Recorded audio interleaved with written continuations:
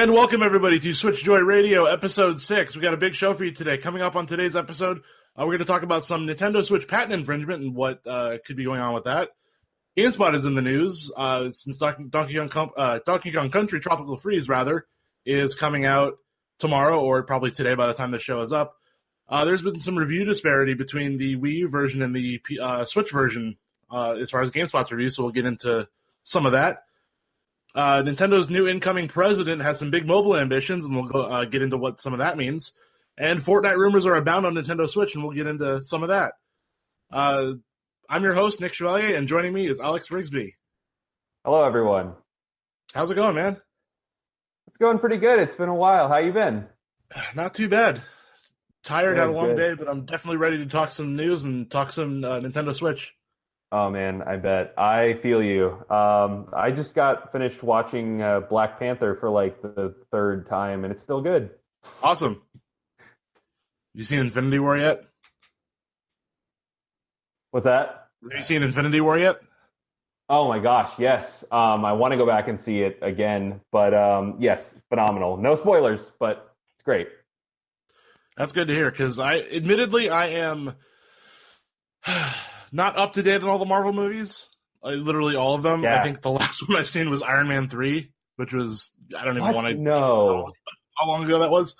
So yeah, I've got some catching up to do. In fact, one of my good friends sent me a video. I think it was like a sort of like a recap, like a 20-minute long recap of kind of all the movies. So I know it's probably not the best way to go. I probably should just watch them all, but for time's sake, I think I might just watch that and then probably go see Infinity War this weekend.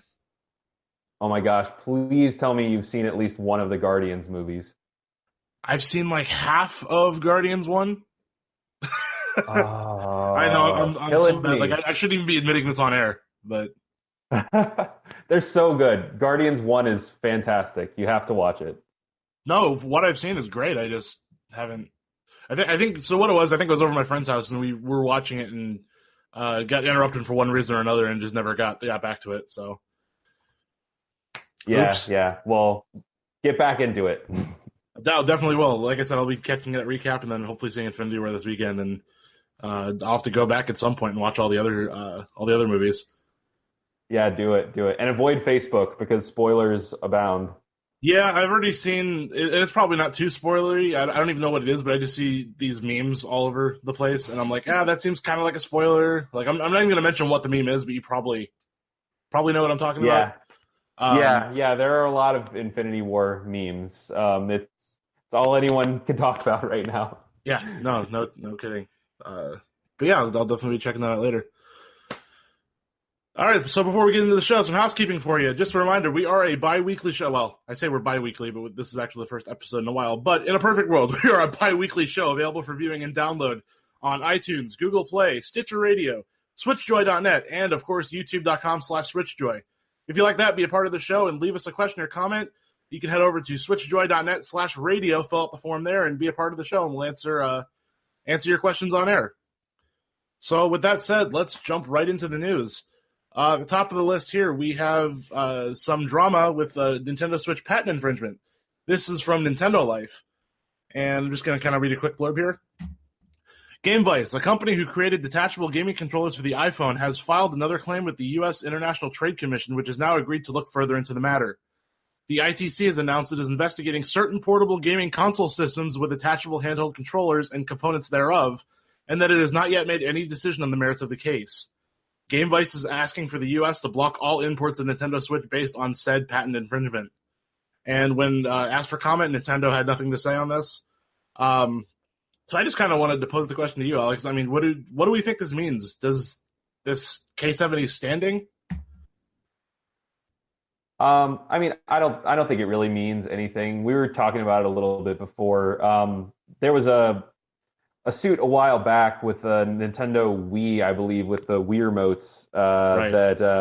that somebody else had brought, and I don't think that ended up going very far. I think it went to trial, but Nintendo ended up winning that suit. From what I've seen of the GameVice, it just looks like very similar to the Switch. You have like two controllers that are connecting on either side of a mobile phone. But I mean, I think that as far as I know, and I do happen to be an attorney, but I'm not this type of attorney. But as far as I know, and from what I've heard regarding intellectual property, you have to have it to where a patent has to be to bring a patent matter to court. You have to have it where the device in question is, or the idea rather, is sufficiently similar to the one in contention. So if a court were to find that the game vice were sufficiently similar to the Nintendo Switch with the Joy-Con attaching on either side of the tablet controller or the tablet device, then possibly maybe they would have legal standing. But to whether Nintendo would actually have to pay any damages to this company, I don't think so. I don't think that's going to happen. Yeah, it doesn't seem like it. And I mean, to me, the biggest and most interesting part of all of this is that not only they're filing a suit here, but GameVice is trying to block U.S. imports of the Nintendo Switch. So, I mean, yeah, that's crazy. In a world where this would actually be granted, I mean, this would be, I think this would be catastrophically detrimental to Nintendo in the U.S. I mean, Switch is, I think by everybody's estimation, a runaway hit. Of course, as we've seen over the past year with sales. I think what are we get? I think last count was 17. Are we going to say 17? I thought last I heard it was like around 17 million. Yeah, that's sounding right to me. And that's, just to put that in perspective, Wii U sold 13.5 million lifetime, I believe. It did, yeah. So yeah, that just speaks to the runaway success that Switch has been over the past year. But if this ever were to have a standing, and if GameVice were to get granted that import block, I mean, that would be hugely detrimental to Nintendo. But like you said, it doesn't seem like it doesn't really have any standing. Nintendo's had, these patent fights in courts many times over, and they've won just about every time. So, right, exactly. Probably nothing too worrisome, but it's definitely. I mean, that's kind of what we're talking about, it right? Just because the potential this could have, if GameVice were to win this suit, could be very impactful to Nintendo's business. Oh yeah, that'd be scary. Like if you couldn't have Nintendo Switch being out in foreign markets, that would hurt Nintendo a lot, especially since this was kind of their comeback story. After, I mean, I love my Wii U; it's still hooked up, but I mean, it's not controversial to say that it was not the biggest success. Right, absolutely. Yeah, no, just this. I don't know. I mean, the other thing that comes to mind when I think about this is, historically Nintendo. I think the best examples of late would be the not so much the SNES Classic, because that's actually been pretty readily available, but in terms of the NES Classic and the Amiibo sort of shortage and scarcity. I mean, God, what would happen if in the U.S. in particular, Switch wasn't able to be sold in the U.S.? I mean, just imagine people scalping raising the prices on eBay, trying to sell these things, secondhand. Yeah, like, I mean, insane. Go from worse than it already is. What's that? I said worse than it already is. I only bring that up because my girlfriend actually purchased her Nintendo Switch off of eBay recently, but at a reasonable price. But people are already selling them on eBay, so. Yeah, I mean, if you get people, trying to sell an NES Classic, which retailed for what, $60 for several hundred, I mean, I can only imagine what they try to sell a $300 Switch for, Yeah, crazy. So hopefully GameVice doesn't have a suit here. I mean, to be completely honest, this could just be a sort of a cash grab on GameVice's part. I mean, I don't want to, by any means slander their company, what they're trying to do, but I mean, this could just be a move of desperation to just try to, I don't know, get their company in the news or get something out of Nintendo. But I mean, I absolutely think that's what it is. I think that's probably the real reason that this has been done. Like who was talking about GameVice before this, I think that's probably the larger issue at hand here is, oh, well, now everyone's comparing us to this hugely successful product. So yeah, I think you're right on that. Absolutely. Yeah, we'll see where this goes, and definitely keep all of our listeners abreast of what's going on with this if once any new developments happen. Next up on the list, Donkey Kong Country Tropical Freeze. GameSpot's in the news because there is a little bit of controversy going on between their review scores for the Wii U version and the upcoming Switch version. So for those who haven't heard, GameSpot put their Donkey Kong Country review up for Nintendo Switch. I think embargo broke Monday or Tuesday, I think it was. No, it was the first, so that would have been Tuesday. Yeah, embargo broke on Tuesday, and they put up their review. They gave it a 9 out of 10. But a lot of people are sort of bringing that into question because they gave the Wii U version back in 2014, they gave that a 6 out of 10. So people are up in arms, to say the least, over the just kind of wondering why there's such a disparity. And I just kind of wanted to bring that up. I think there are a couple of reasons for that. I think the biggest reason is they're different reviewers. I mean, two different people reviewed each version of the game. So, I mean, coming from a person who has done quite a few game reviews, my opinion, just because I give a game, for example, a 7 out of 10 doesn't mean you, Alex, would give the game that same rating just because we have different backgrounds that we come from. We have a different perspective on certain games, I'm sure. So I think that's just part and parcel of reviewing games is, being that two people might not necessarily see like a certain game the same way, and of course isn't going to review it the same way necessarily. No, absolutely. And I think that kind of just says like where we're at in terms of reviews. And I think you hit the nail on the head. It's different people. Like I mean, we were talking a little bit about Kind of Funny, for example. If you go to Kind of Funny and you listen to their, review impressions on God of War, for example, Tim Geddes is going to have a different impression on God of War and a different take than Greg Miller is. Sure. And you don't go there and think, oh, well, Kind of Funny hates God of War.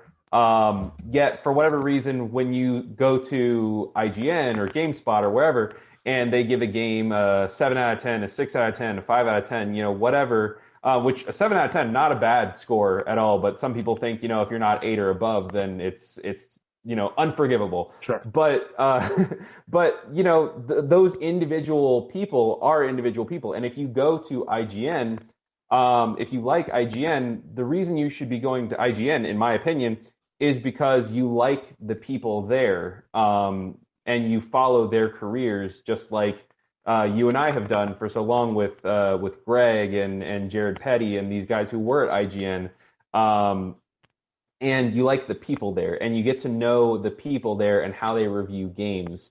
And just because a review is assigned to a certain reviewer, and that reviewer gives it a certain score, that shouldn't reflect poorly on the website as a whole. And it shouldn't even reflect poorly on the person, because frankly, there are just certain types of games that certain people don't like. I mean, it's all subjective. Review scores are subjective.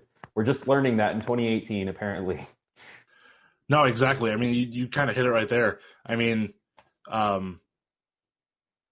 think the other issue that it comes down to is that this is the internet in 2018, and people are going to complain about whatever they want for no reason. Sure. I mean, to be fair, SwitchJoy, my outlet here, is by no means any kind of we don't have a large presence. Let's just put it that way. My videos have only gotten, a couple thousand views at best. And I most of the comments I get on my reviews are, hey, great review, or hey, really interesting take. But of course, there aren't too many just because I don't have that far of a reach. But of course, every now and again, there's going to be, some asshole in the comments saying, oh, why'd you give the game this? So a perfect example was I reviewed, God, I'm blanking on the name now. I have to go look this up. I cannot remember the name of that game. Sexy Brutale. There we go.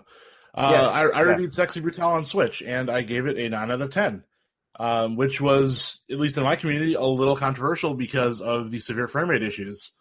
To me, yeah, frame rate issues can be very annoying and actually detrimental in certain games like a first-person shooter or something.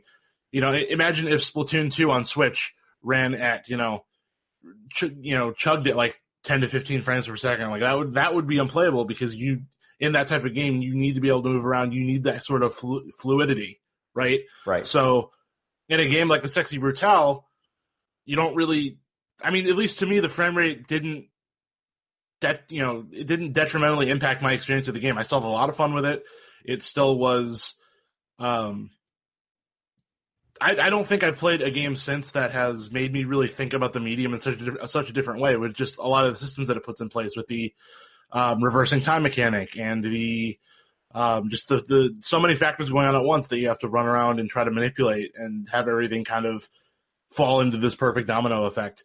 That game, it does so many things well that, to me, the frame rate doesn't really impact that. It suffice to say that game does so much well that I would gladly take a hit in frame rate to keep all the other systems and all the other things that it does well. So that's why I reviewed that game pretty high. And, of course, people were saying, this game's unplayable because of the frame rate. Why would you give it a 9 out of 10?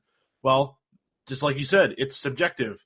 To me, I really enjoyed that game, and the frame rate didn't detrimentally affect my experience.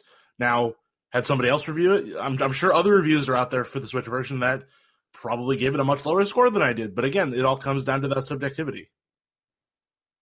So I think that's the crux of the issue here, is that, kind of like we've been talking about, it's two different reviewers, two different people. Not only that, the new Switch version has updated features. It's got the Funky Kong in there for that new funky mode.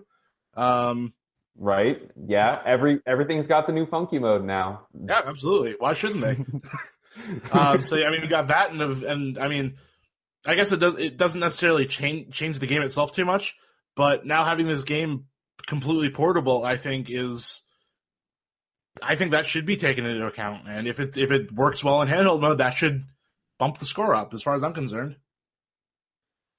Right, absolutely. And I think that it's, again, we were talking about the Wii U a little bit.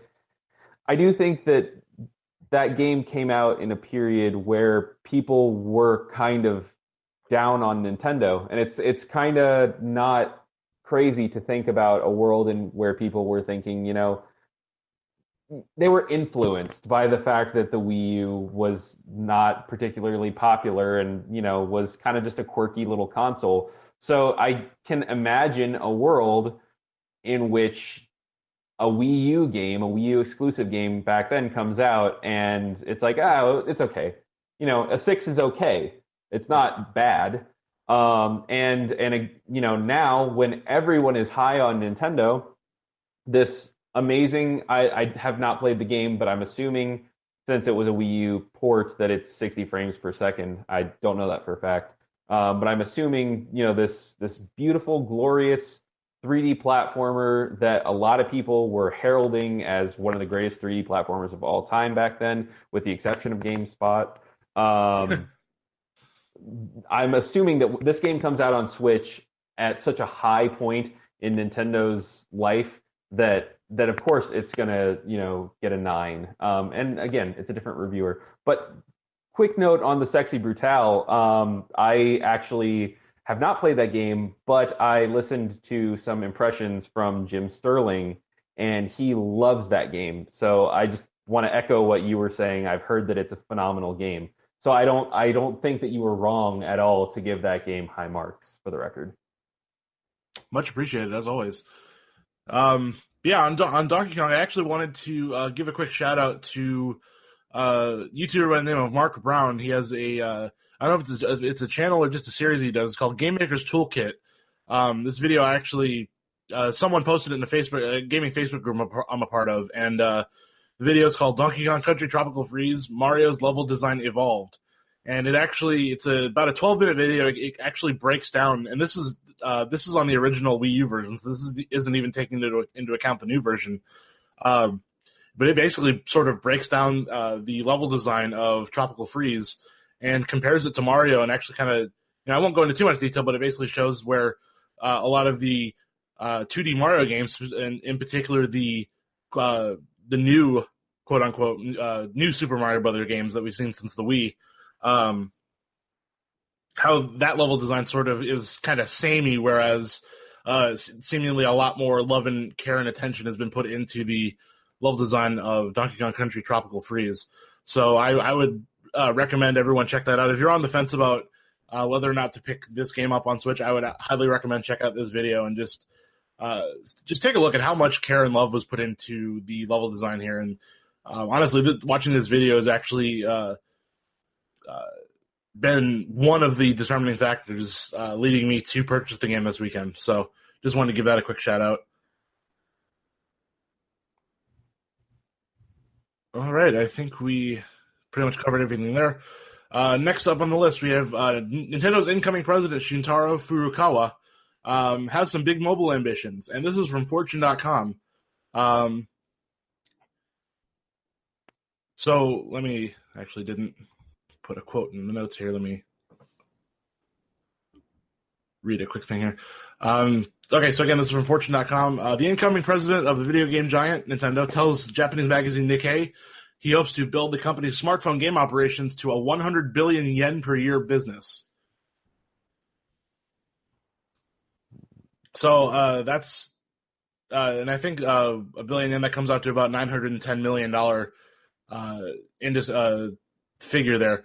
So I just kind of want to talk about this just in terms of where Nintendo's been and kind of where they're going with their mobile ambitions here. One interesting point that this article points out is that beloved President Satoru Iwata actually opposed mobile pretty heavily during his time with Nintendo. However, Furukawa embraces it. And I just kind of wanted to take the route of I don't think it would be a stretch to say that Nintendo's current mobile games have seen middling success.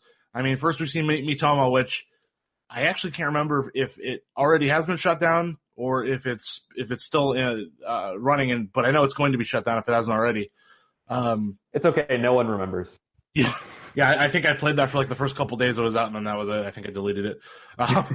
So we had Miitomo, we had Mario Run, which, I mean, I've had a lot of fun with it, but they didn't see the sales numbers they wanted to there.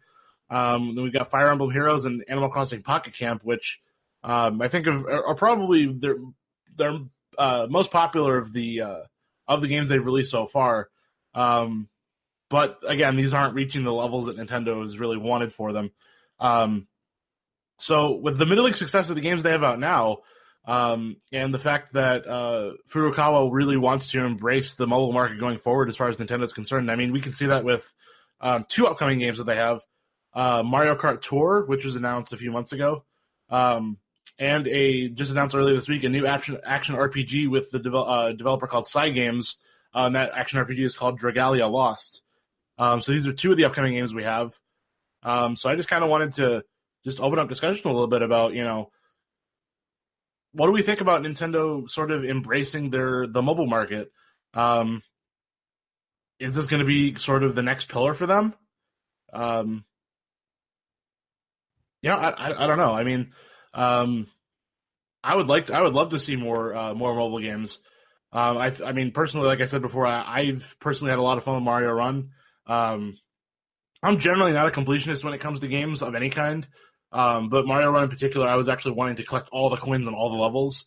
Never ended up doing that and ended up actually not getting very far. But it's still downloaded on my phone. I still load it up every now and again just to try and 100% that next level that I have to go. So I personally enjoy at least that one. I never actually played Fire Emblem Heroes, although I know that's one of the more popular ones. Played a little bit of Animal Crossing Pocket Camp, but I don't know. I'm just not really an Animal Crossing person, so that one didn't really resonate with me. And kind of like we talked about with Miitomo, that who remembers that? No one. Yeah, no, exactly.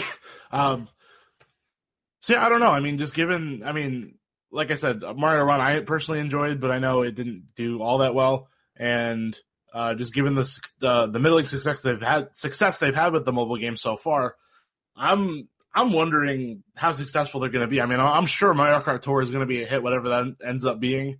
I don't know whether it's going to be like a full Mario Kart game where you're tilting your phone. I mean, that'd be pretty cool.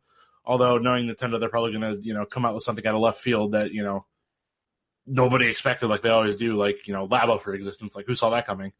And an action RPG, a mobile action RPG, I don't know. I'm not huge into mobile gaming, so I don't know how well that's going to work, especially if it's like a real-time battle kind of thing. So I don't know. I mean, I think it's good that they're embracing the mobile aspect here. I don't think it's going to be necessarily their next pillar. Or I guess their pillars now would be what, 3DS, Switch, and then possibly mobile. I don't know that it could. I don't know that their mobile section could be strong enough to sort of be that third pillar. But I mean, what do you think? Well, now Nick, don't forget the Wii U is still an integral part of Nintendo's strategy. We have Just Dance 2019 coming out this year. Just kidding, obviously. I think it's kind of interesting in that it's surprising. I don't really know whether I believe them when they say that they're going to be focusing heavily on mobile, because kind of as you touched on, nothing that they've came out with so far has really hit hard. I think the thing that they had closest to that was probably Super Mario Run, which even that was kind of a bummer because I'm an Android user and it was iPhone exclusive for the longest time, and I heard all my friends talking about playing Super Mario Run, and I was like, okay, I would probably pay $15 just to be playing this game with everyone else right now. Sure. And then I get it like 5 months later. I'm like, okay, everyone's kind of over it now. That stinks. But Fire Emblem Heroes, I actually did really get into, and I think that launched the same time across all platforms, and phenomenal game. I think that's the type of experience that if Nintendo is going to continue with, investing in the mobile platform, they should, that's perfect for that type of game, is something that you don't really need a physical controller for, something you can use the touch screen for. You don't need a game vice.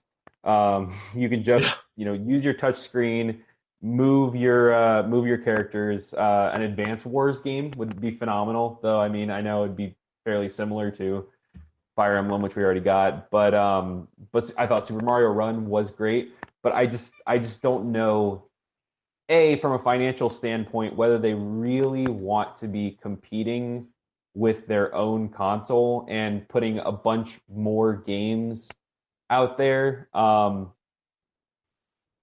I don't know whether, because my first thought when Animal Crossing Pocket Camp came out, to be honest with you, is that this game, because I actually am a pretty avid Animal Crossing supporter and fan, when I first played Animal Crossing Pocket Camp, I was like, this thing basically is just a mobile version, like a handheld version of Animal Crossing.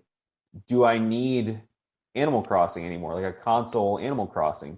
And then I played it a little bit more, and I realized it was a little bit more shallow than I thought it was. Sure. But it was close enough to where if I'm on the fence, if I'm not a hardcore Nintendo fan, and I see this $60 Animal Crossing game, and I see Animal Crossing Pocket Camp, which has 70% of the charm that Animal Crossing has, maybe I'm just going to stick with the free-to-play game. And I don't know whether they want to continue down that path and invest so heavily in mobile when they really haven't had a smash hit yet, unless you include Pokemon Go, which you don't because it wasn't really a Nintendo game. Right. They get a little bit of the money off the top from that, but it's not their product at all. So.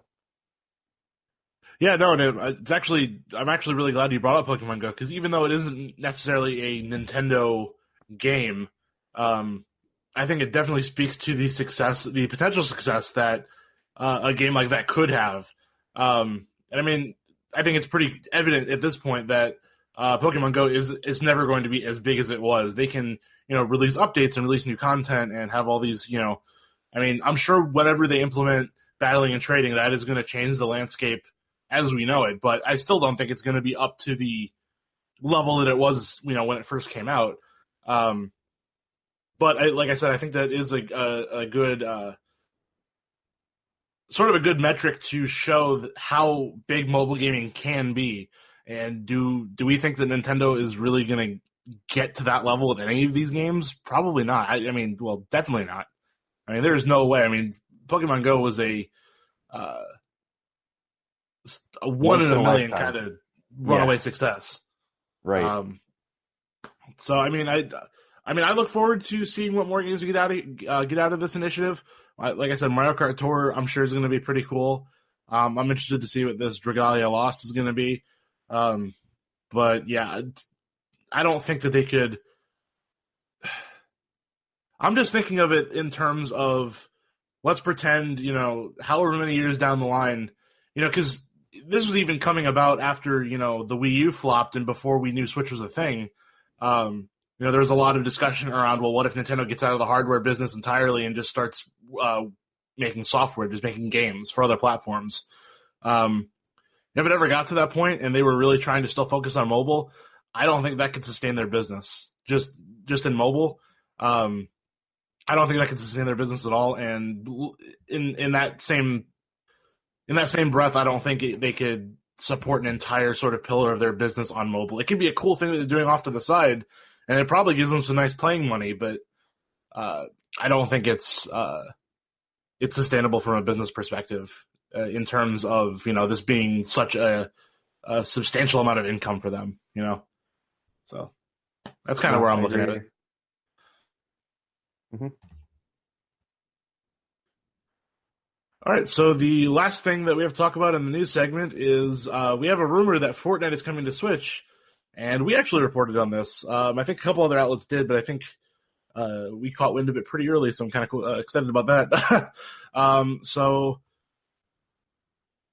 let's talk about some. Yeah, congrats. I think yours was actually the first article I saw on it. So yeah, props to you for that, for sure. Sweet. Take them. We'll take what we can get, I guess. Okay, so I'm just kind of looking at the article that we posted. So let's just preface this by saying we knew this was going to happen eventually, and so okay. Actually, before I go any further with this, I just want to reiterate: this is a rumor. Take this with a big pinch of salt. This could very well not happen. Although I think for a lot of us who pay attention to the industry, I think this is a no-brainer that it's going to happen eventually, whether it's it's going to happen in terms as this rumor suggests. That remains to be seen. But the rumor we have here this is coming to us from Twitter user Leaky Pandy, who under a different account named Vandal Leaks correctly leaked March's Nintendo Direct. So take that with what you will. But Leaky Pandy seems to strongly suggest that Epic Games' Fortnite is making its way to Switch. And that it's going to be on stage, I guess, in their E3 Direct presentation. And not only is Fortnite coming to Switch, it's coming in the form of the critically acclaimed Battle Royale mode, but also the single-player and co-op Save the World mode, which I believe is paid. I know the Battle Royale mode is free, but I believe the Save the World mode is paid. But not only are both modes coming to the game, but the paid Save the World mode is going to be supposedly coming with exclusive Nintendo content. So I think that's pretty interesting. No word, of course, yet on what that content could be. I mean, I'm just hoping for something like getting like Splatoon weapons or some skins for Metroid or something of that nature. But yeah, I know we're talking a little bit before the show. I don't think either of us are particularly big Fortnite people. I know I've only played it like one day with a friend. We played for several hours. So I just from what little I've played and just from hearing people talk about it, I know exactly what it's about and I know what it sets out to do. And kind of like we were saying before, it's gonna come to Switch. It has to. I mean, for goodness sake, if we can get it running on iPhone and Android and run well on those platforms, why wouldn't it come to Switch? Yeah, I mean, it's definitely coming. It's one of those things that I think it's both on PS4 and Xbox One right now. And yeah, especially the battle royale mode is huge, just because of the fact that it's free to play, and because battle royale games are just the in thing right now. I think PUBG was Giant Bomb's game of the year this past year. Like battle royale is huge. That's all you ever hear about anymore. Is the new Call of Duty is going to have a battle royale mode. Let's try and work battle royale into this, that, the other. If people are saying, if a new Halo game gets announced this year, then they're going to try and work a battle royale mode into that. So I think that would be great. I think that the Switch is a perfect fit for Fortnite. I think it does already exist on mobile platforms, so you can make the argument, well, why would you play it on Switch when you can play it on your phone? But the beauty of the Switch is if you don't want to play in handheld mode, just like with every other Switch game, you can just put it on the TV, just like you were playing on your PS4 or Xbox One. And yes, you're right. I'm not. I've literally never played Fortnite, so you actually have more on me than because I've literally never touched the game. But yeah, this guy Vandal Leaks, like you said, he was the guy that leaked the E3 presentation back from March. And one of the things that he said back then he was very specific. I think he got like a few things wrong. Like he said something about it's easy to conflate him and another leaker who had made a statement about Fire Emblem that would have came out back in March. But I remember this guy was the one that said we're getting Crash, we're getting South Park, and like one other thing, and all of those things came to pass in that direct. So this guy is like, he's either super lucky to have predicted all that back then, yep, or you can take what he says with a little bit more weight than just your average leaker. Sure. Yeah, so I mean, I think there definitely is some credence to be lent here. But even if this rumor is entirely false, even if E3 comes and goes and we see nothing about Fortnite, like I gotta think that it's still coming. Hopefully this year, considering this game has only, I would say only over the past few months has probably really only started to gain traction. Because I remember PUBG came out, and it was dominating for so long. Then Fortnite came out, didn't really do too well, and then and I remember there was that whole debacle of them basically saying like, yeah, we copied PUBG, like we saw what they did and basically copied them, but here you go, and everyone kind of ate it up. So given that the game is so hot right now, like I gotta think that the Switch port is coming this year. Like if it doesn't, I think they missed the boat on that one, if that's the case. Yeah. But no, definitely looking forward to that. And I mean, if this does happen and it does come to Switch, then I mean, I'll definitely be putting more time into Fortnite to be sure. If it was one of those things where they said like it's available right now at E3, I would download it and play it for the rest of the day. Like that would be the most hype thing if they did that. That would actually be perfect, I think. Yeah. You heard it here first, folks. Fortnite on Switch at E3, available now. Watch it happen. There you go. All right, so that wraps up our news segment. Let's transition to some games we've been playing. And actually, the first game on the list we both spent a little bit of time with, a little game called Guilt Battle Arena. Yep. So I guess let's just jump right into it. It's a small game to be sure. So just to give kind of a brief overview of what this game is, it's basically I guess I'd consider it sort of like a up to 4-player co-op sort of. I don't know if a brawler would be the right term, but it's sort of like that sort of 4-player arena style game where basically the objective is, well, you have a bunch of different game modes, but the main mechanic is each character has a gun and you have one bullet. You shoot the bullet, but if you want to shoot again, you have to walk across the stage and pick up your bullet again to be able to then shoot again. and you can, like I said, you can have up to 4 players at a time. You can do a double jump, you can dash, and then there are a litany of game modes to be played. Hot potato bomb, capture the flag, last man standing, which is, I guess, would be sort of your quote unquote sort of deathmatch mode.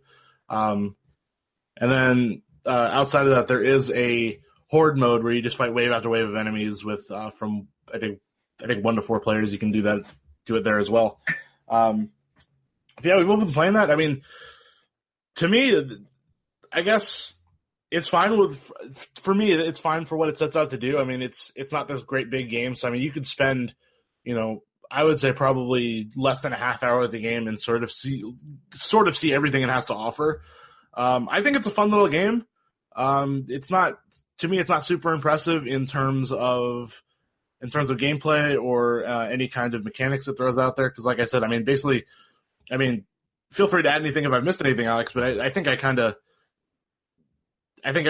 my little summary there's pretty much covered about what that game does. Yeah.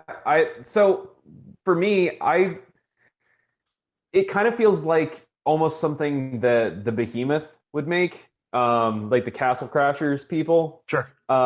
It kind of feels like a mix between that and like Towerfall Ascension, to where it's just like a really frantic little. I think you were correct, like a battler type game or brawler. And I mean, I think that it's simple in concept. The execution is good. It runs well, which it should, because it's not an overly complicated game. I think that the thing that they should be praised on is the fact that they took a game where you have one gun and one bullet and made like many game modes out of it. Because when I first booted it up, I thought to myself, this. So what? You're just gonna shoot each other? Like, I mean, I thought it was gonna be like Super Smash Brothers, but everyone has the exact same one move. Sure. But it ended up being more interesting than that because of the fact that I really did like the like pass the bomb type mode. And I the other one, what's it called? The slasher, the one where like the only person who can do damage is the person who shot the last person who was the slasher or whatever. That mode. Yeah. Those two are my favorites. And I think that they're really smart because they use a very simple mechanic and they make it so it's something that you can get a lot of enjoyment out of in a lot of different ways. So I think it's creative. I think it's something that anyone can pick up and play, which is kind of the whole idea behind the Switch in the first place. Is that of the pass the Joy-Con thing is that you're supposed to be trying to bring people in that don't normally play games. So I think in that regard, it like you said, it does what it sets out to do, and it's executed pretty well. Yeah, absolutely. And I actually want to expand a little bit on the fact that you said that it is very frantic. And that was something that became apparent to me pretty quickly. Because, I started up the game and I kind of started out the tutorial just learning how to play. And I mean, it's pretty simple. You basically have your left and right. Now, one thing I think we should mention too is that your character moves automatically and you can, I think it's you double, like if you like double tap the thumbstick in either the left or right direction, you'll dash in that direction. And you can change your direction by also using that thumbstick. But other than that, your character is moving on their own, which gets actually pretty interesting, especially when you get into the horde mode. But yeah, that game gets very, very frantic very quickly, especially if you have 4 players, because the arenas aren't very big. And you got these characters that are, take up quite a bit of room on screen. And you're again, like I said, you're not given a lot of arena space to play with. So, I mean, you're constantly overlapping each other. And, I mean, there were a lot of times where I was playing and I'm like, I don't even know which character I am. But thankfully, each character is color coded, pretty blatantly. So, I mean, if you lose track of your character, it's only going to be because all characters are sort of on the same spot in the arena. But if you keep moving, Right. you'll obviously see your character after that. But yeah, it gets super frantic, especially I know there's one particular mode that it's the capture the flag mode. It's if you so basically there's a timer, and when the timer runs out, any character who doesn't have flags on their character gets shot by a rocket. And the way that I think every player starts out with a flag, and the way that you steal flags is just by shooting opponents. And I think you can have if you have a team of, or if you have a match of 4 players, you can get up to 3 flags on yourself at one time. So that gets super, super frantic. Hot potato bomb is another kind of good example of that. It's just so many characters on screen at once, so many bullets flying. It can definitely feel overwhelming if you're not ready for it, but I think that definitely lends itself to that sort of pick up and play nature. And I think it does that really well. Unfortunately, I don't know if you had a chance to play any local multiplayer with it. I know I haven't. All my playtime was just by myself with some CPU opponents. Did you have a chance to check out? No, that's all I did too. Out of curiosity, do you know, is it the type of game where you could have 2 or 3 switches on like a LAN mode, or do you have to all play on the same switch? I'm gonna go ahead, and this is just a pure assumption on my part, just from the menu and the startup menu and all that. I think it's just local, on one single switch. Okay. But yeah, no, I haven't got to play, true multiplayer with it. The only reason I asked that is because I've been looking more into games that, have those type of, local like LAN type connection. But Sure. for this type of game, you don't really need it because like you said, the maps are so small that like there would be no point to having additional screens. But I guess the only thing that I could think of that would be kind of interesting and why I mentioned the LAN aspect is something that I had thought about with this game that it doesn't really need and would just be a lot of work for the developers and probably wouldn't end up amounting to anything. But I found myself thinking like, man, it'd be really cool if this game had touchscreen controls. Like if you were to just able to, because you said the character is always moving, if you were to able to just like double tap on the left or right side of the screen to dash or change your direction, and if you had like a tiny little button in the bottom corner, I'm always looking for games that I don't have to bring my Joy-Con with me, like Human Resource Machine, for example. The entire thing can be played just on the touch screen. I'm always looking for those types of games so that I can have, because the Switch itself is roughly the size of a new 3DS XL. So Sure. it is pocketable, technically, if you take off the Joy-Con. So I always like to have those games where if I wanted to play something, but I didn't bring the Joy-Con with me, I could. And this could be one of those games if it had touchscreen controls. Bit of a tangent, but I always love those type of games. But that was why I asked about the LAN thing. No, it's interesting. Definitely a good thing to talk about. Yeah, I mean, I don't know how much more I have to say on this particular game. I mean, it's like kind of like I said before. It's fun. It's fun for what it is. It does what it sets out to do well, and I mean, I think it'd be a lot of fun to just sit down with a friend or two and just pop the Joy-Cons off and just play a couple rounds and just have some ridiculous fun with it. Yeah, absolutely. I agree. Yeah, awesome. So that was something we've both been playing. A couple of games that I've been putting a little bit of time into recently. Actually, put a review up for Manticore Galaxy on Fire. That review went up almost going on 2 weeks ago. In fact, the game came out 2 weeks ago, and my review went up a couple days after. So I don't want to get too much into it. If you want to check out my full impressions on the game, definitely go check out my review on our YouTube channel. That's youtube.com/SwitchJoy. Go check it out there. Basically, it's an okay game. So basically, what it is a 3D space shooter where you're basically piloting one of several spaceships, and you go out and it's broken up by mission. So you kind of instance into the mission, given your objective, which is usually take out X number of ships, or we're here to protect the ship, so make sure that they don't die. and you kind of just fly around. And the game looks beautiful. You just fly around and you have like full 360-degree movement. You're not like on rails or anything. You just fly around, complete your objective, and then go back to the hangar, upgrade your ship, upgrade your weapons.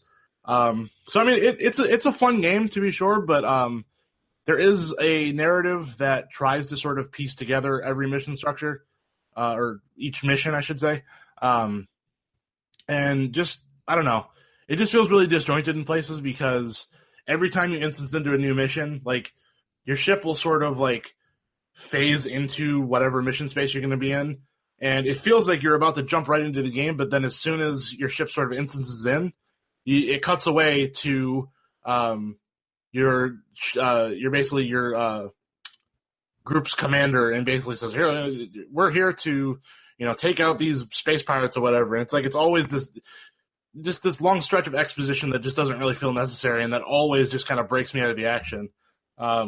So it feels disjointed there, and then also at the end of every mission, or nearly every mission, you get a boss to fight, and it's not one of these things where the boss just will fly in out of nowhere. It like the game stops, cuts away to this little sequence where the boss shows up and says like some really cheesy line, and then you are brought back into the game. And it just, I don't know, just the way that things are broken up, it just feels really disjointed and not as cohesive as it could have been. But beyond that, I mean, just playing in each of those missions, the ships are great. The controls work really well. This is actually a port of a mobile game. So the mobile game, which was on Android and iOS, was actually called Galaxy on Fire 3 Manticore. But then when they worked the Switch port, they just kind of, I guess, flipped the name around a little bit to Manticore Galaxy on Fire. So I'm not as familiar with the original game, so I don't know if the story beats are the same. But basically they ported a mobile game over to Switch and made the controls work really well. That being said, I'm actually really surprised that they didn't implement touch controls for this. I guess maybe they wanted to do away with its mobile origins, which, I mean, I can understand that. But no, the game controls really well. It's a lot of fun. The different weapons you get to use they all feel kind of samey. Like the only thing that'll really change is your damage per second, and sort of the hitbox size of each enemy will change depending on what weapon you have equipped, which, I mean, in the end, they all kind of feel samey. They don't really... You're not really given an incentive to switch weapons aside from certain missions will say, oh, you really need to have a plasma gun to take down this type of enemy, or you should be using lasers for this. So aside from the game sort of forcing you to pick certain weapons, there's really no incentive to do that otherwise. So it just feels a little bit lacking in that area. But I would say this is definitely a good sale game. If you find it on sale, go pick it up, have some good dogfighting fun. But it's not as cohesive as I would like it to be, but it's there, and I think it's actually the first sort of 3D space shooter sort of dogfighting game on Switch. So if that's something you've been really looking for, then this might be something to check out. Yeah, I'm looking at the screenshots right now. This game has really good graphics. I was not expecting that. Yeah, no, it looks great. It actually it runs when it's docked. It actually runs at a full 1080p, 60 frames per second, which is pretty remarkable considering games that usually look that good, or, on Switch at least, are usually locked at 30. But it runs at a full 60, and it looks great. Wow. So yeah, that's that. And if you'd like to hear more of my impressions on that, just like I said, go check out my review on our YouTube channel, youtube.com/SwitchJoy.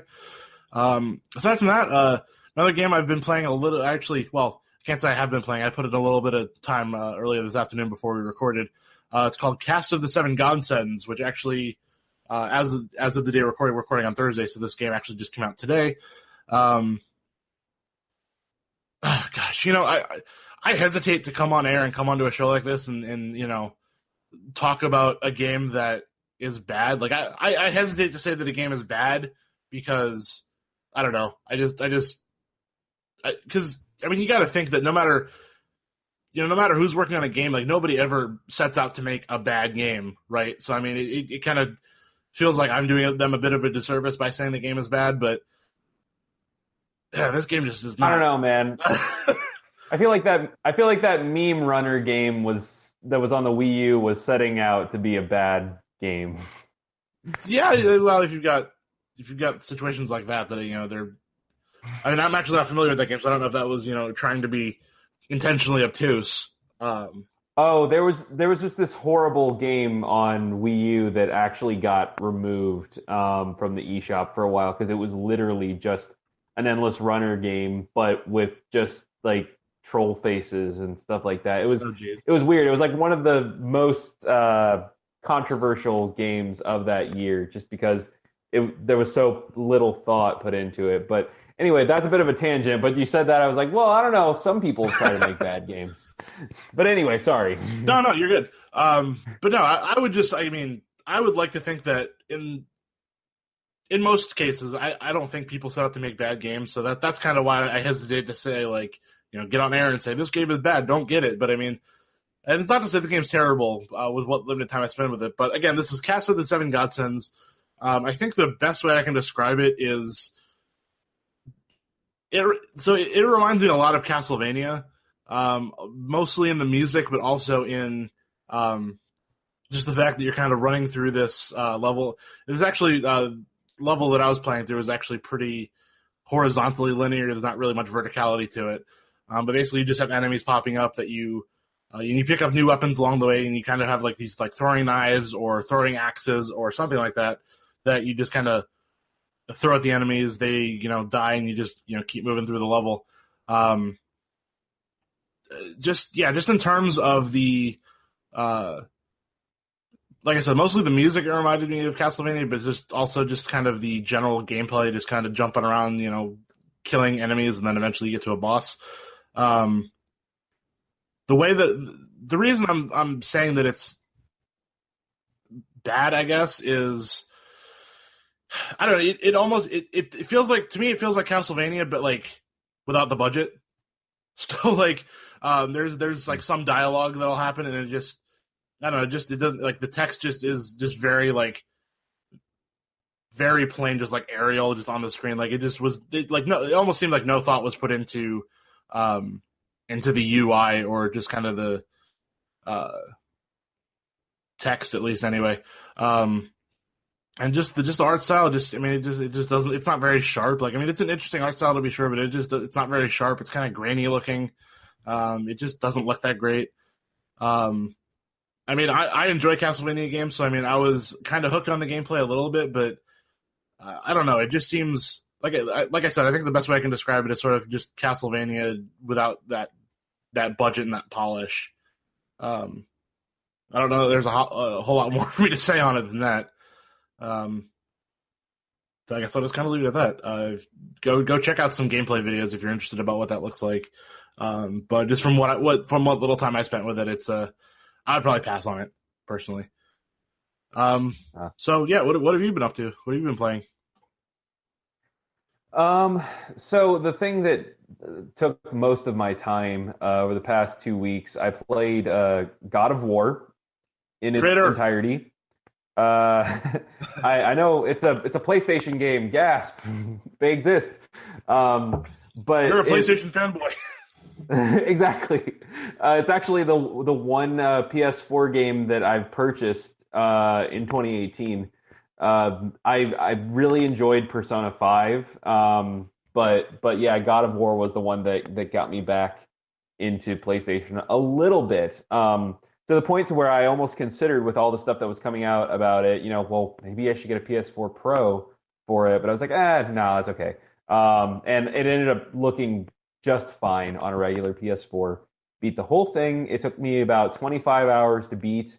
I did not complete it, but phenomenal game. The director, Cory Barlog, is an awesome dude.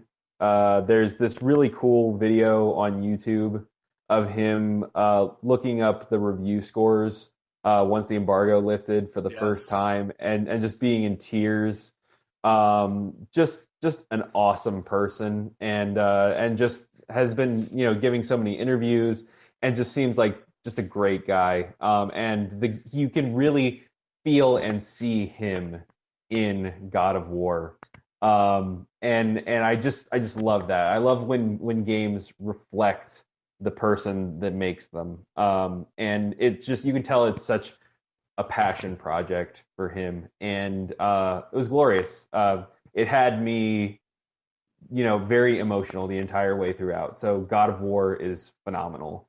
But other than that, I have been trying to get through Mario plus Rabbids Kingdom Battle because I purchased that, I want to say August or September of last year, and played through, the first few stages, and I was like, yeah, it's cool. I see why people like it, because Mario plus Rabbids was supposed to be a train wreck, and then when it came out, everyone was like, no, there's actually something to this. This was really smart having a Mario game with XCOM gameplay. Sure.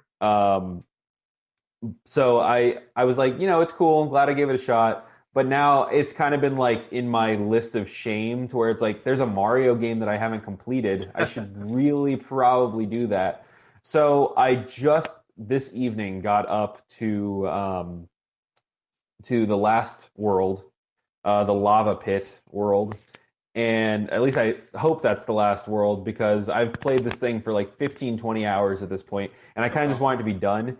And one of the reasons that I'm trying to complete it is because the Donkey Kong DLC is on its way, and I'd like to feel like I can just transition into that after having beaten the game. Sure. Makes sense. Yeah, so I've enjoyed it. It's just one of those games that I'm thinking maybe that type of strategy game isn't necessarily my type of game, but I still like it. I like the humor. I like the characters. The rabbits are tolerable. I do wish that I could switch out. The one problem I have with the game is that you can't have a party of all Mario characters. You have to have at least one Rabbids character in there, which is kind of a bummer. And I know that people have probably been talking this game to death, and like this is, I'm the slowest of slow pokes right now talking about Mario plus Rabbids. But that's my one gripe is I wish that I could just have a party of all Mario characters. But other than that, great game. Um, I played Skyrim a little bit because I got Skyrim last month for Switch. It's a great port. I know you did a review on your site that got retweeted to all hell, and everyone has seen your review at this point, and that's awesome. So I think you've probably said everything there is to say about Skyrim on Switch, but that was just a great port. And glad that I have it now. Ended up getting it for a good price now that it's been out for a while. But other than that, really just those three games are the ones that I'm bouncing off of right now. Awesome. Yeah. I mean, God, I just in general with games, I have such a huge backlog. Like, I've got Mario Rabbids that because you were talking about it a little bit. I've got Mario plus Rabbids also. I only dabbled around in the first world a little bit, so I've barely even scratched the surface when it comes to that game. Mm-hmm. But yeah, I've got that. I ended up picking Rhyme up on sale, which I dabble in that. And that's kind of what I do with games now. I sort of dabble in them a little bit and then move on and then plan to come back, but then never do. Yep, same. So yep, absolutely. Exact same thing. So I've got those. I've got I picked up Pillars of Eternity on PS4, Monster Hunter World on PS4. Both I kind of just dabbled with and just set down. Destiny 2 on Xbox One. I've got Okami HD on Xbox One, which at this point I might as well just wait for the Switch version. Right, sure. I just God, my backlog is just absolutely insane, and I'm finding with no time to play any of them yet. Knowing I have a backlog, I'm still picking up new games. Like I might pick up Donkey Kong Country Tropical Freeze this weekend, even though God knows I don't have the time for it. But dude, I mean, so I don't think this is like I don't have that big of a following on my channel or anything, so I don't think that this is going to shock anyone or because I haven't given the actual number, but I think I have like 52 physical Switch games sitting on my shelf right now, and I've probably done like a combined like 50 or 60 hours through all of them. So like I don't feel guilty. uh, but you brought up Monster Hunter. I just wanted to say while I have the opportunity, Capcom, can you please localize Monster Hunter Double Cross? Thank Because you. that's something, because I was talking about the LAN thing earlier, and that's this game that I keep coming back to, being like, am I gonna have to import Monster Hunter Double Cross and learn Japanese so I can have a local co-op game to play with my girlfriend on her new Switch? Like, is that the only way I'm gonna be able to do this? Because Attack on Titan 2 came out and that has local co-op. Okay. But from what I've heard, it's not like the same like in-depth thing that you would with a Monster Hunter. It's Monster Hunter like, but I wish that Capcom would just localize Monster Hunter Double Cross. Yeah, no, absolutely. I echo that sentiment. Also, one other I think Japan. I'm pretty sure it's a Japanese only game that came out on Switch that has yet to show up in the West. Is I think it's Seiken Densetsu 3, which that's the Secret of Mana. Yes. Is it the collection? I think. Yeah, I think so. Second Densetsu collection. Yeah, it's not 3. It's the collection. Actually, I haven't played any of the Secret of Mana games, but I know what kind of history they have on Nintendo, and I would very much like to play those games. And I would rather not have to learn Japanese in order to do that. So yeah, same. We'll see. I mean, who knows what'll come at E3? I mean, if Nintendo's good at one thing, it's coming out of left field. That's for sure. That is very true. All right, so I actually don't really know how long we've been recording for, but I know we're getting long. So let's try to power through. We got a couple reader questions here that we're going to try and power through. Jonathan, friend of the show, submitted a question to switchjoy.net/radio, so just like you can.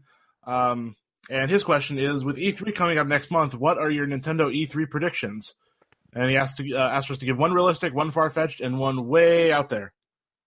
So.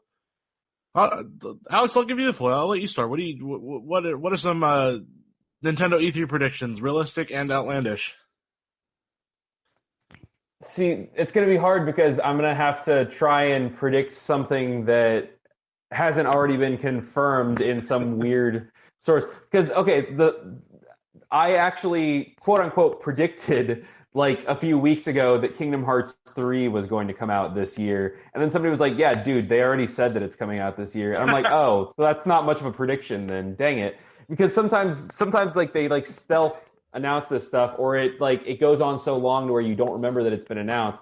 And then so yeah, let me think. Like a realistic prediction, I would have to say we're probably going to get some information about Fire Emblem. That's and I'm not even like a huge Fire Emblem guy, but I feel like we might hear something about the new Fire Emblem game at E3, even if it's just like a mention. No, that's good. They've been radio silent on that for quite some time now, so it'd be great to get some new info on that for sure. Yeah, and then far-fetched. Let's see.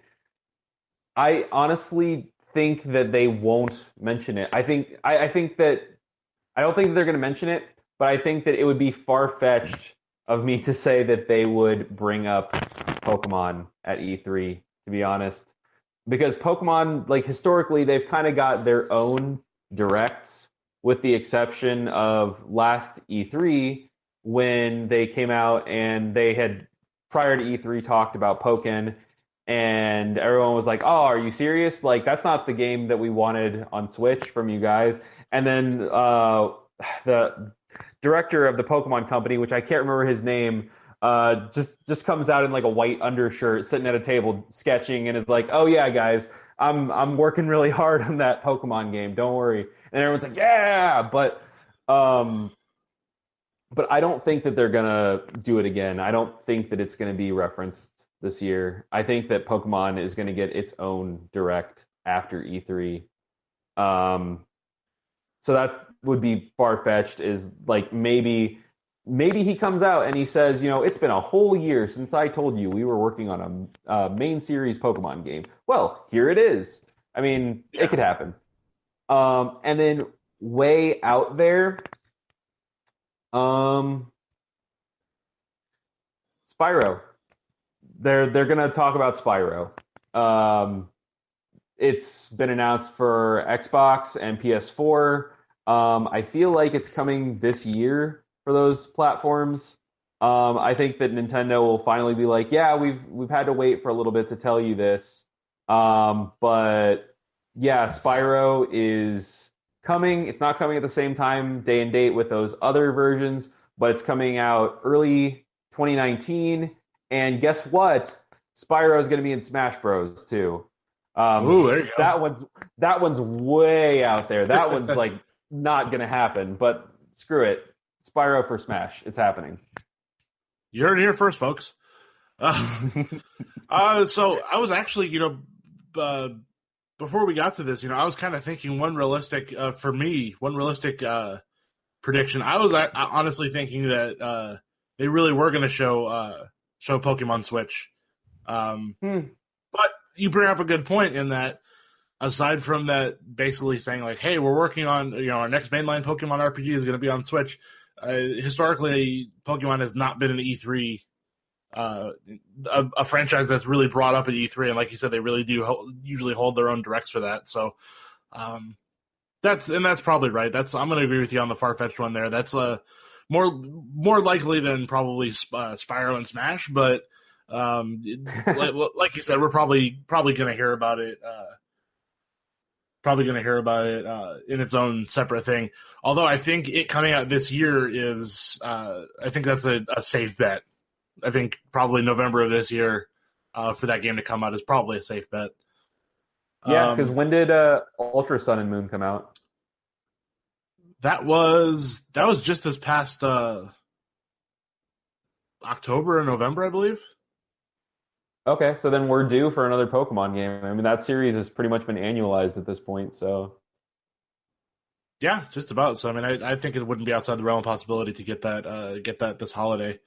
In terms of something more realistic, I think, since at last E3 we got a logo shot of Metroid Prime 4, I think this year we're going to see gameplay.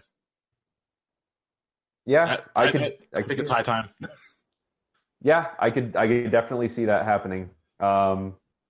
I mean, there was such a huge reaction to Metroid. I think maybe even bigger than Smash, just because, like you figure Smash is gonna come to the new. I know that Sakurai always says like, "Oh, I'm not doing this anymore," but you got to figure with how profitable Smash is.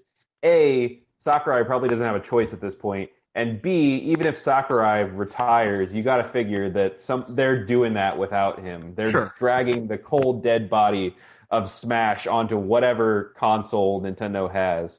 But Metroid, literally, I know we got Samus Returns, but the Metroid Prime series have not heard from it since Wii. So that they got such a huge reaction when that was announced. I feel like they can't let that go cold. They got to keep hyping us up for Metroid Prime 4. Yeah, absolutely. And since you mentioned Samus Returns, I do kind of want to spin off of that real quick, just to remind everybody that Metroid Samus Returns was not even announced at E3. It was announced on Nintendo's Treehouse's live stream.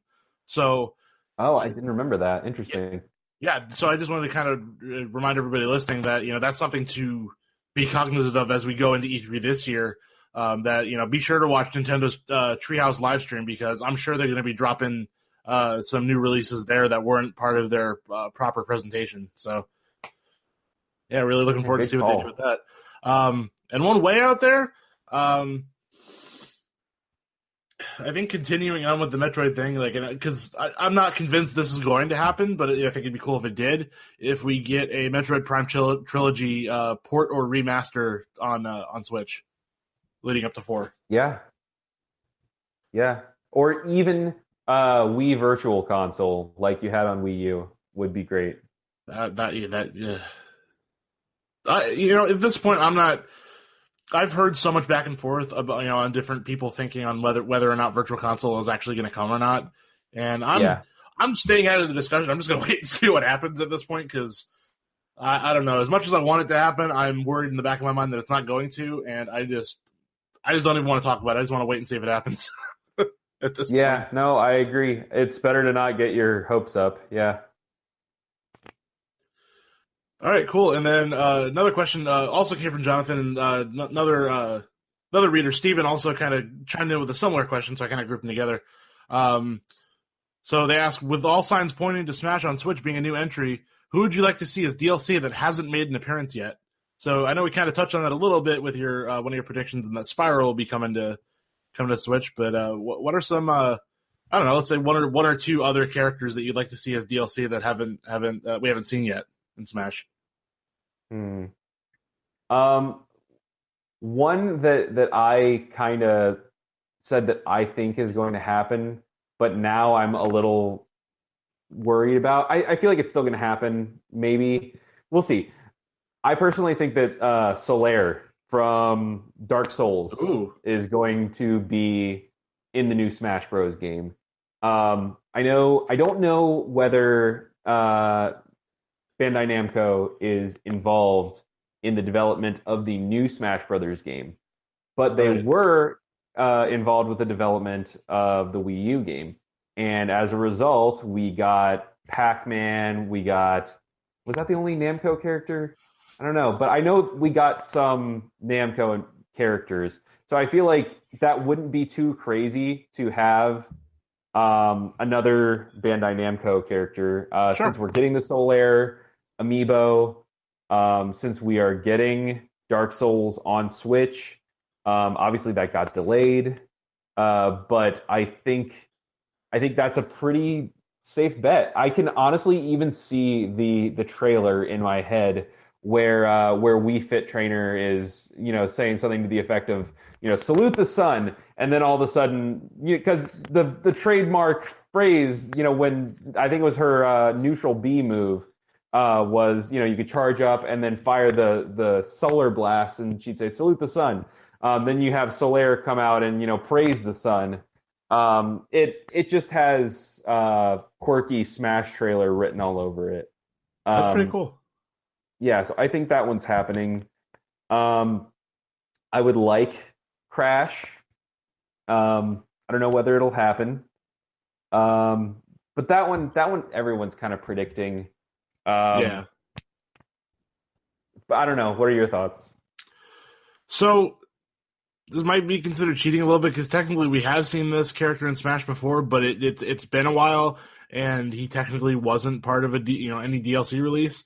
I just want Wolf back so Yes. badly. Oh my gosh, yes. Like Wolf was Absolutely. absolutely my main in Brawl, and when he didn't return in Smash 4, I was actually really surprised because I thought he was going to be a returning kind of staple of the series. But yeah, I'm hoping for a Wolf comeback because he. I don't know. I always liked Fox and Falco, but I just liked Wolf just being slower and weightier and just had more oomph to his attack. So I really like that. Um, Right. so yeah, that's one, and I think probably the biggest one for me, and I think this is the one character I voted for in the Smash ballot was Cloud from Golden Sun.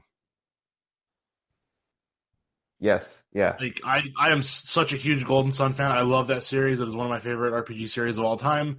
And he's been an assist trophy, but I think he just needs to be his own character. Like he could it's just so perfect. The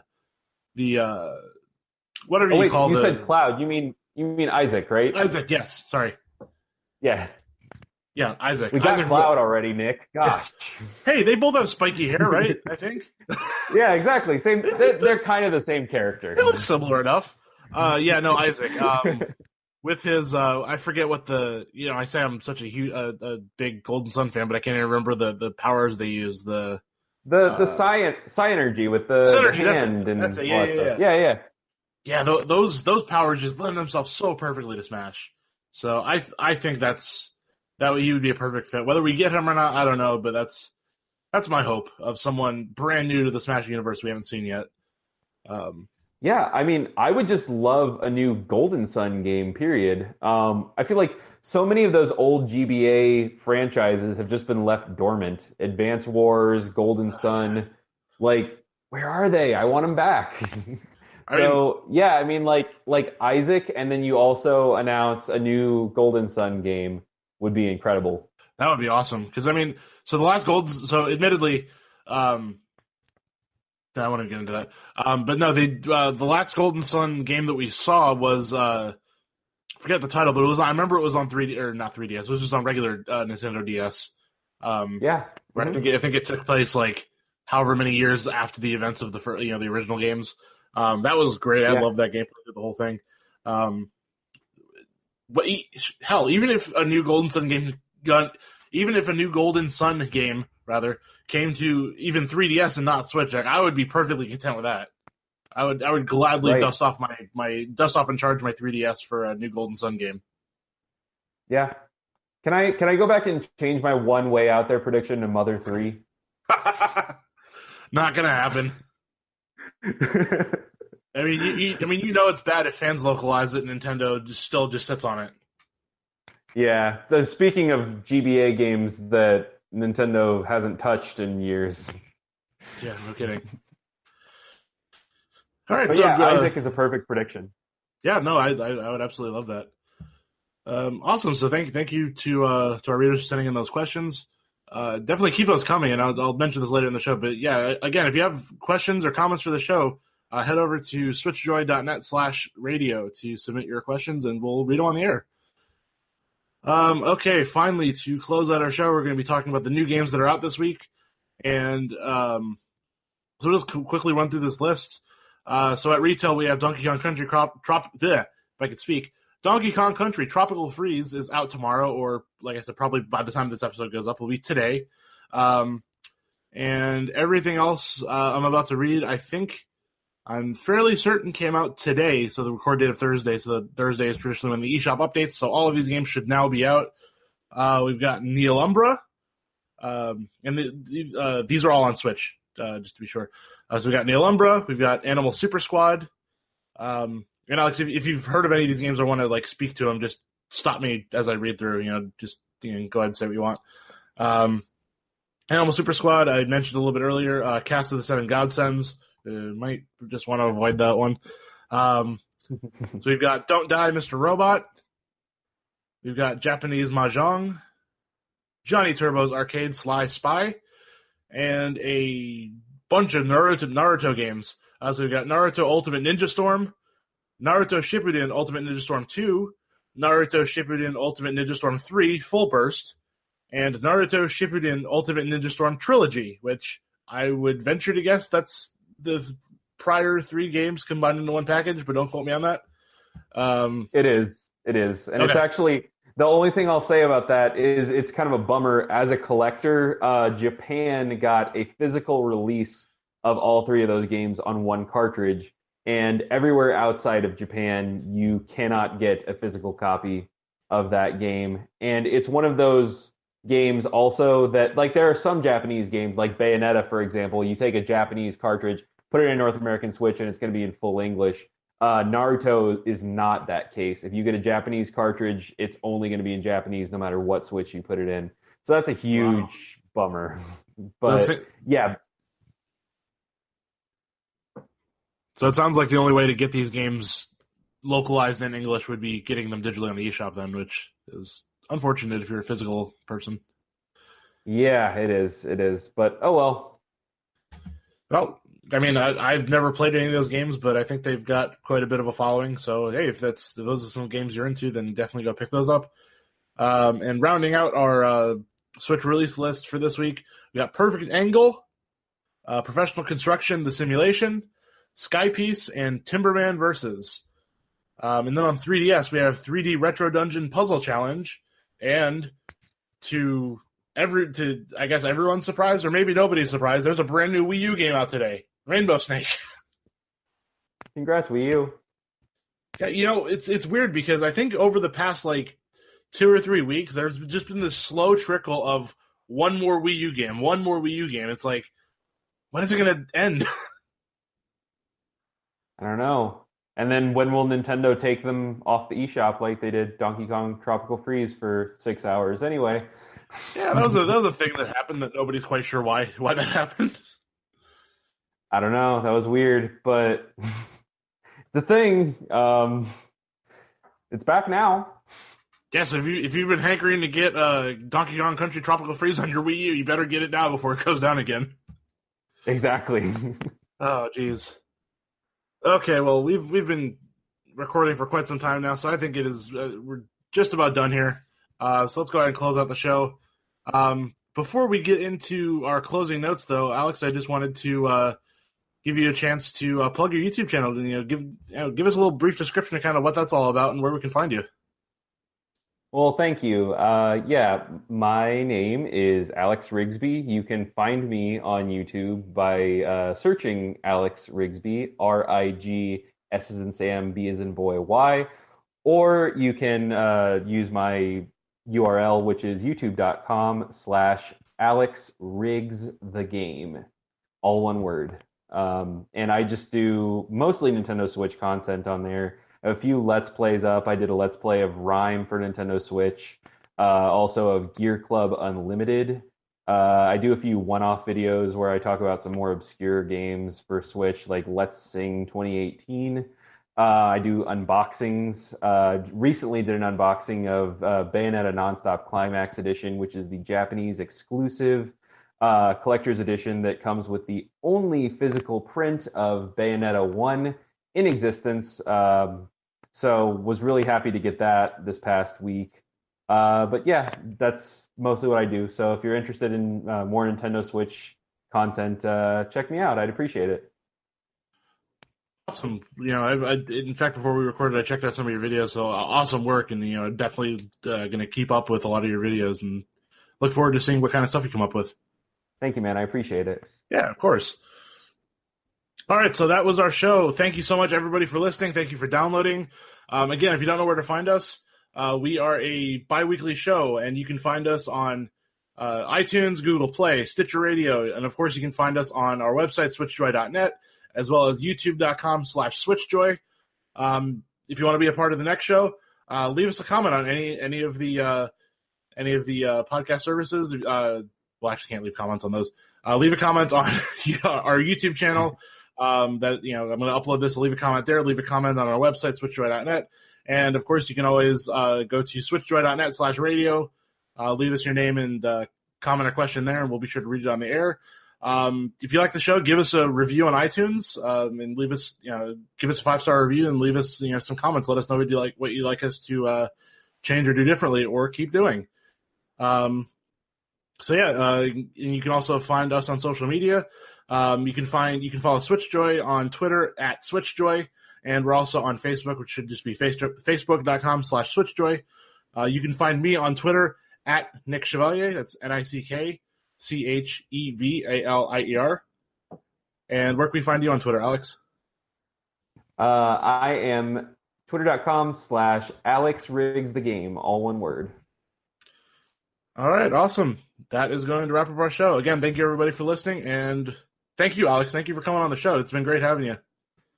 Thanks for having me, Nick. I really appreciate it. Yeah, of course. We'll definitely have you on the show again sometime. I'd love that. Thank you. Yeah, excellent. Thank you. And thank you, dear listener. And we'll see you next time. Next time.